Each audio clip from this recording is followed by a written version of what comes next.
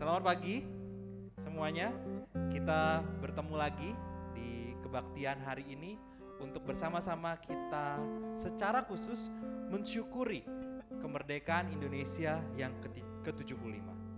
Kita ingin mensyukuri bahwa tanah air kita ini diberkati oleh Tuhan dan Tuhan mengaruniakan kepada kita begitu banyak hal di tengah-tengah bangsa, di tengah-tengah tanah air kita. Untuk itu, Mari kita mengawalinya dengan mengucap syukur, dengan memujikan betapa kita tidak bersyukur.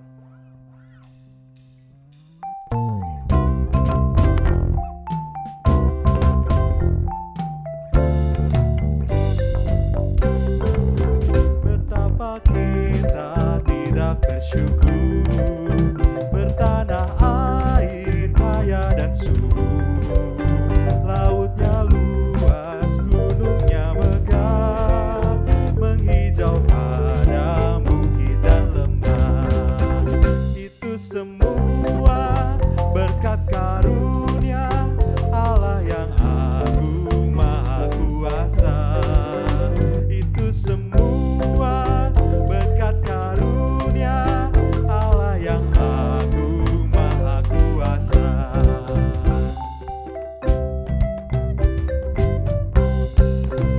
Bumi yang hijau, langitnya terang, berpadu dalam warna cemerlang, indah jelita, damai dan teduh, bersada kita jaya dan teguh. Itu semua berkat karunia Allah yang agung maha kuasa. Itu semua berkat karunia Allah yang agung maha kuasa. Mari kita mengawali kebaktian ini dengan pengakuan bahwa pertolongan kita datangnya dari Tuhan yang menciptakan langit dan bumi. Kasih, karunia, dan damai sejahtera dari Allah Bapa kita menyertai kita sekalian.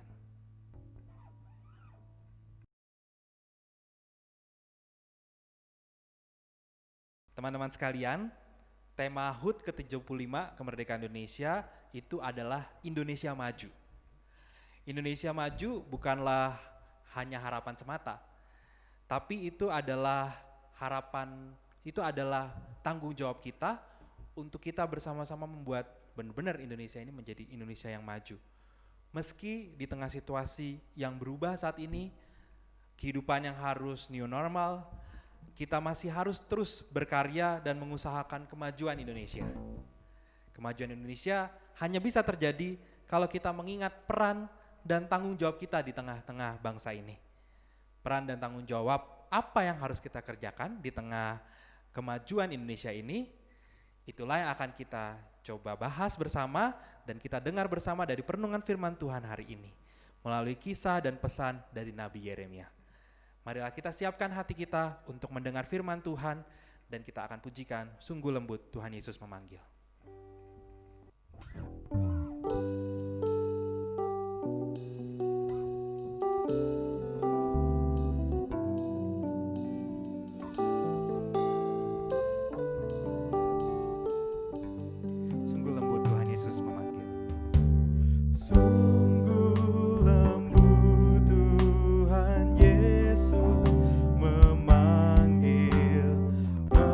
Memanggil aku dan kau.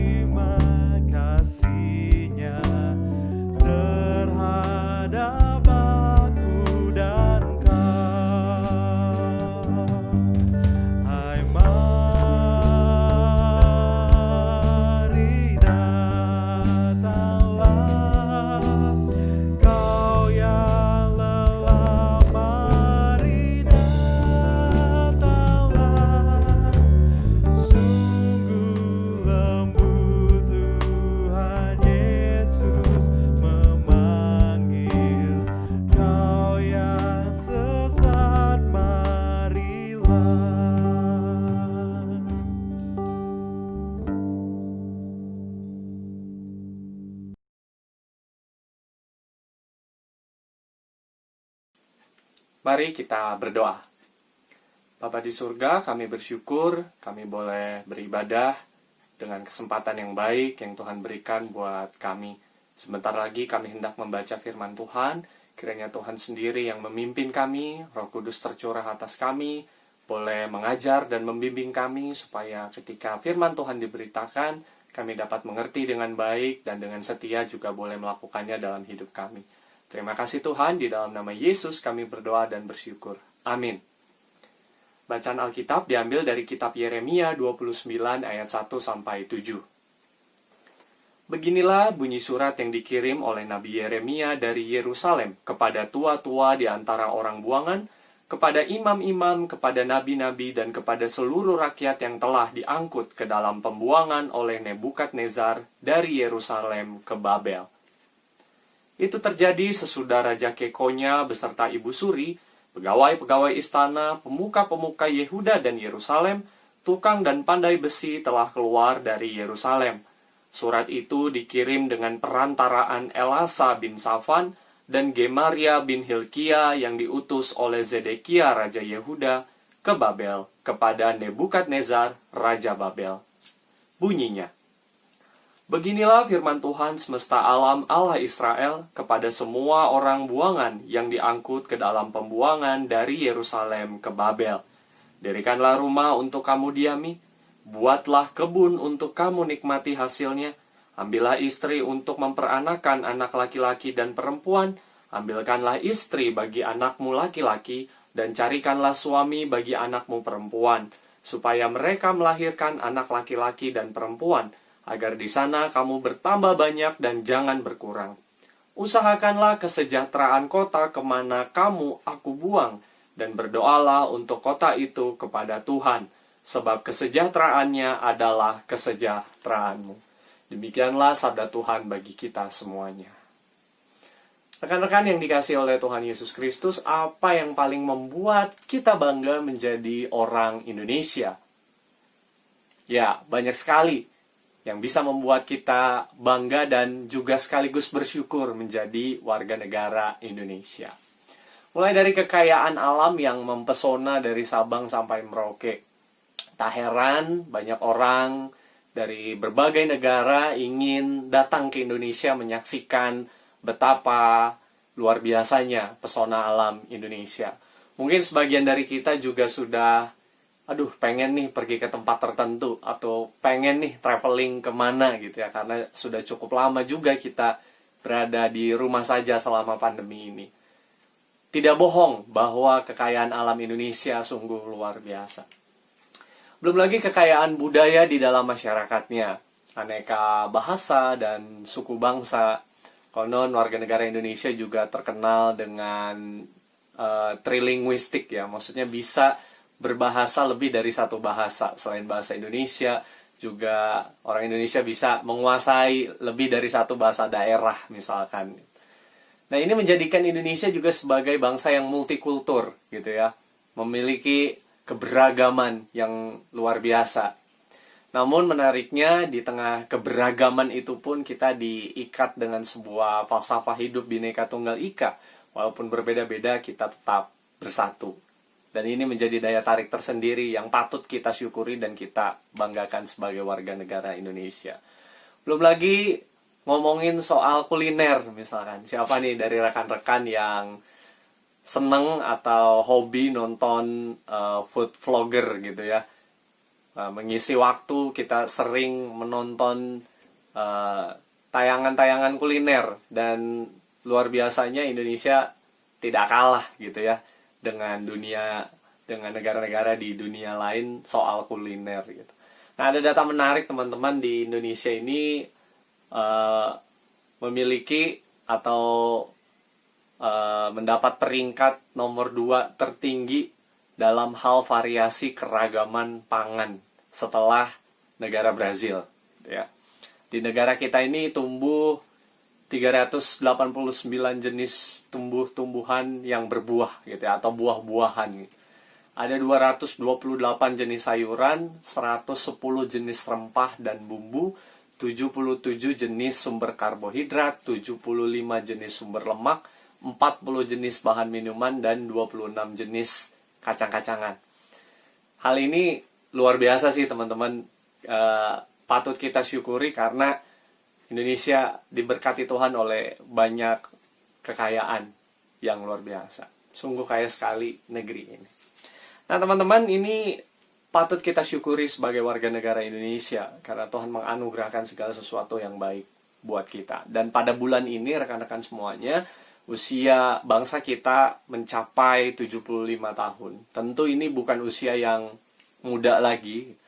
Dan patut kita syukuri juga Indonesia memiliki berbagai pengalaman hidup berbangsa dan bernegara yang tentunya bisa digunakan sebagai bekal untuk melanjutkan perjalanan ke depannya yang bisa dikatakan tentu tidak mudah lagi. Dan pada tahun ini ada sebuah spirit kenegaraan atau kebangsaan yang ingin dibangun, yaitu Indonesia Maju. Yang ingin dihidupi, yang ingin ditularkan kepada semua warga negara Indonesia bahwa Indonesia bisa maju kalau warga negaranya juga berkontribusi untuk melakukan sesuatu yang baik, yang positif bagi bangsa ini. Nah, termasuk kita semua rekan-rekan, siswa-siswi, para guru, kepala sekolah, dan semuanya, kita pun diminta untuk berkontribusi bagi bangsa ini, bagi Indonesia, untuk mewujudkan Indonesia yang maju itu. Sebagai seorang siswa, sebagai seorang Kristen, dan sebagai seorang warga negara, itu kita memiliki tugas yang tidak bisa dipisahkan satu dengan yang lainnya. Namun pertanyaannya, bagaimana caranya kita berkontribusi bagi bangsa ini sebagai seorang pengikut Kristus? Dan dari sinilah kita mau belajar dari bacaan kita hari ini, Yeremia 29 ayat 1 sampai 7. Nah, rekan-rekan yang dikasihi Tuhan, dalam kitab ini Yeremia menuliskan sebuah surat untuk seluruh orang buangan di Babel. Kita bisa mendapat keterangan hal itu dari ayat yang pertama. Apa isinya teman-teman? Isinya Nabi Yeremia menyampaikan firman Allah kepada mereka semua. Di ayat yang kelima dan keenam di situ ditulis, dirikanlah rumah untuk kamu diami, buatlah kebun untuk kamu nikmati hasilnya, ambillah istri untuk memperanakan anak laki-laki dan perempuan, ambilkanlah istri bagi anakmu laki-laki dan carikanlah suami bagi anakmu perempuan, supaya mereka melahirkan anak laki-laki dan perempuan, agar di sana kamu bertambah banyak dan jangan berkurang. Apa yang Yeremia tegaskan di sini, firman Allah yang disampaikan oleh Nabi Yeremia ini ingin mengajak bangsa Israel yang waktu itu ada di pembuangan untuk mengubah sudut pandangnya dalam menghadapi suatu masalah. Orang-orang buangan itu tentu merasakan pergumulan yang berat, mereka jauh dari kampung halaman mereka, mereka tidak bisa beribadah di sana karena jauh dari bait Allah. Dan pola hidup mereka pun diatur oleh bangsa Babel. Sungguh suatu kondisi dan keadaan yang sangat menekan, bahkan multi-layer, baik tekanan secara fisik, emosional, bahkan spiritual. Sungguh kondisi yang tidak mengenakan rekan-rekan sekalian.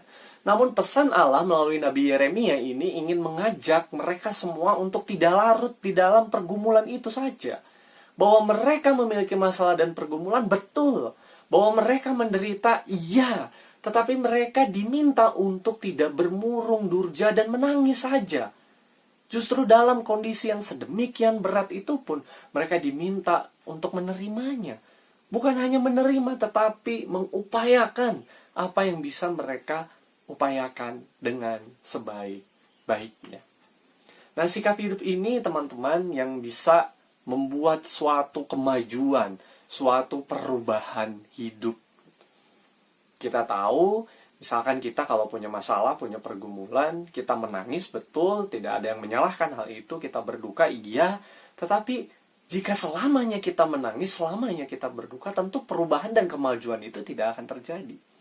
Lain halnya ketika kita berproses belajar menerima kenyataan, menerima keadaan, kemudian melihat peluang dan kesempatan untuk kemudian kita mengupayakan sesuatu.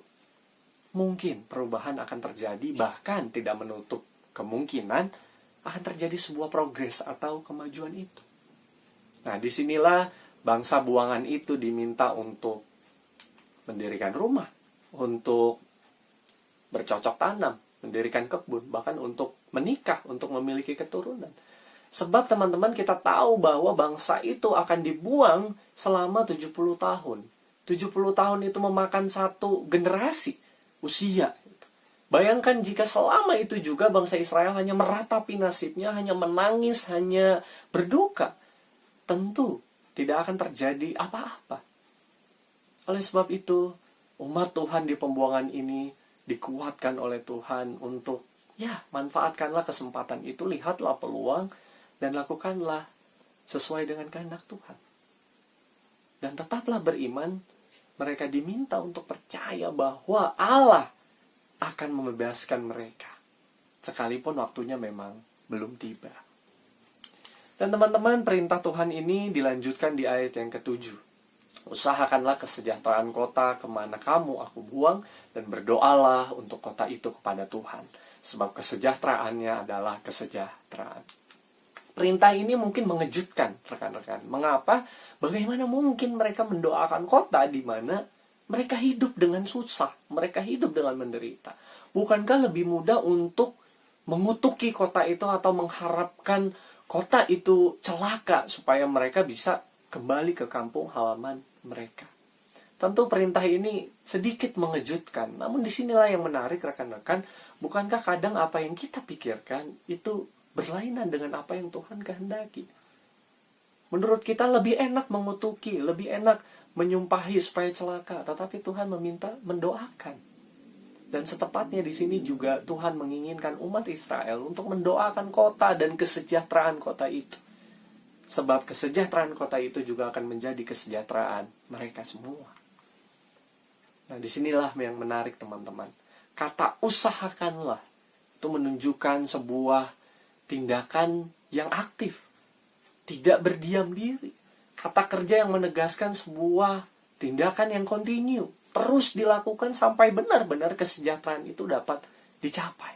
Dan dengan demikian kesejahteraan bagi kota itu, dengan mengupayakan kesejahteraan bagi kota itu, bangsa Israel sudah menaati perintah Allah. Apa artinya rekan-rekan? Artinya ketika mereka menjalani kehidupan keseharian di kota itu dan berlaku baik, mengupayakan kesejahteraan, mereka sudah memuliakan nama Tuhan. Hidup keseharian sangat berhubungan dengan kehidupan spiritualitas. Dan ini juga yang mau kita maknai teman-teman. Bahwa hidup keseharian kita sebagai warga negara Indonesia itu juga menjadi bentuk pengabdian kita kepada Allah. Bentuk persembahan kita kepada Allah. Jadi marilah kita mengupayakan apa yang terbaik dalam keseharian hidup kita sebagai warga negara Indonesia ini. Dalam kehidupan keseharian kita. Dan kita diminta untuk juga mendoakan kota di mana kita tinggal, mendoakan bangsa di mana kita tinggal ini. Itu menjadi panggilan kita semua. Dan kata usahakanlah berarti kita diminta untuk tidak mau diam. Jangan sampai diam. Dan tidak mau berhenti untuk berkarya. Terus-menerus memikirkan apa yang baik tanpa kenal lelah dengan segala talenta yang kita miliki. Sampai akhirnya rekan-rekan semua, Indonesia maju itu bukan hanya menjadi suatu slogan saja, tapi menjadi spirit kebangsaan bagi kita semua, menjadi gaya hidup bagi kita semua, bahwa saat kita mengupayakan apa yang baik bagi Indonesia, sesungguhnya kita juga sedang memuliakan Allah, karena kita sedang menuruti kehendak Tuhan. Bagaimana caranya teman-teman? Saya mencatat ada 3 hal yang mungkin bisa kita lakukan. Yang pertama, mari berdoa untuk bangsa ini. Mari doakan untuk pemimpin kita yang luar biasa mengabdi bagi bangsa ini dengan segala problematika yang dihadapi, terutama masa-masa pandemi ini. Tidak mudah teman-teman. Dan mari kita mendoakan mereka semua. Lalu yang kedua, usahakanlah kedamaian. Jika kita tinggal di lingkungan yang plural multi etnis, multi religi gitu, mari menghadirkan diri kita sebagai sosok yang membawa damai. Sosok yang penuh kasih, sehingga orang-orang lain bisa melihat Kristus di dalam kehidupan kita, di dalam perkataan, pemikiran, dan juga tindakan kita. Mari kita merayakan keberagaman, perbedaan itu juga sebagai suatu anugerah dari Tuhan. Dan dengannya kita bisa memuliakan Tuhan. Dan yang terakhir, yang ketiga teman-teman, mari memiliki perspektif untuk terus bangkit. Keadaan sulit, iya. Banyak pergumulan dan masalah, tentu saja. Tetapi seperti pesan firman Tuhan yang disampaikan Nabi Yeremia, usahakanlah, dirikanlah sesuatu, buatlah sesuatu, lihatlah peluang dan kesempatan untuk kemudian kita berkarya dan memuliakan Tuhan. Siapa tahu karya kita menjadi berkat buat banyak orang. Dan saya yakin teman-teman, rekan-rekan semua memiliki kreativitas yang luar biasa untuk terus mengembangkan potensi, mengembangkan talenta teman-teman semua untuk berkarya bagi bangsa ini. Dan mari kita lakukan dengan suatu keyakinan bahwa kita melakukannya bukan hanya untuk Indonesia, tapi kita melakukannya untuk memuliakan nama Tuhan. Dengan begitu, Indonesia maju bisa tercapai. Kalau kita semua mau berkontribusi dengan spirit, mau memuliakan Tuhan. Amin. Tuhan berkati kita. Saat teduh buat kita semua.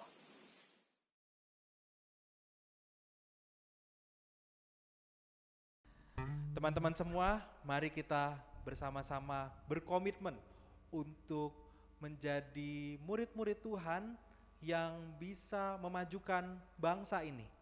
Kita memiliki peran dan tanggung jawab untuk kemajuan bangsa ini, dan mari kita bersama-sama berjuang untuk bisa memajukan bangsa ini. Bersama kita akan pujikan doa kami sebagai komitmen kita bersama.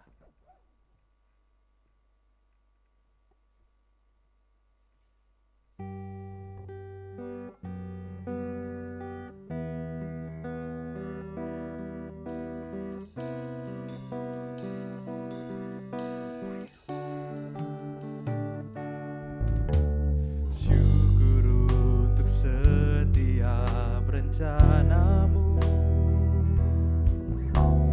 dan rancanganmu yang mulia. Dalam satu tubuh kami bersatu, menjadi duta kerajaanmu. Ku ucapkan berkat atas Indonesia, biar kemuliaan Tuhan akan nyata bagi bangsa ini. Kami berdiri dan membawa doa kami kepadamu. Sesuatu yang besar pasti terjadi dan mengubahkan negeri kami. Hanya namamu Tuhan ditinggikan atas seluruh bumi.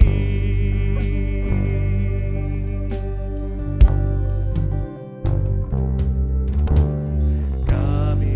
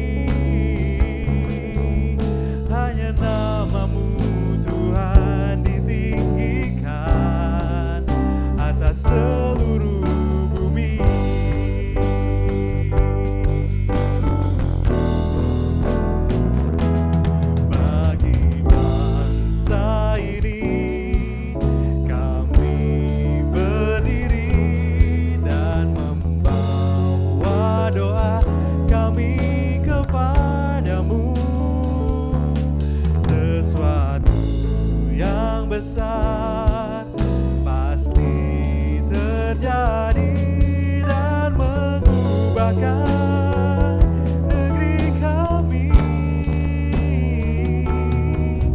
Hanya namamu Tuhan ditinggikan, hanya namamu Tuhan ditinggikan, hanya namamu Tuhan ditinggikan atas seluruh bumi.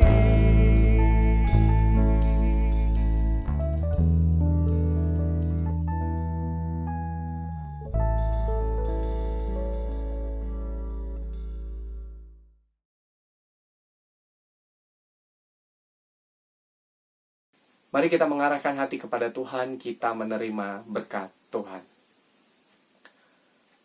Tuhan memberkati engkau dan melindungi engkau. Tuhan menyinari engkau dengan wajah-Nya dan memberi engkau kasih karunia. Tuhan menghadapkan wajah-Nya kepadamu dan memberi engkau damai sejahtera dari sekarang sampai selama-lamanya. Amin.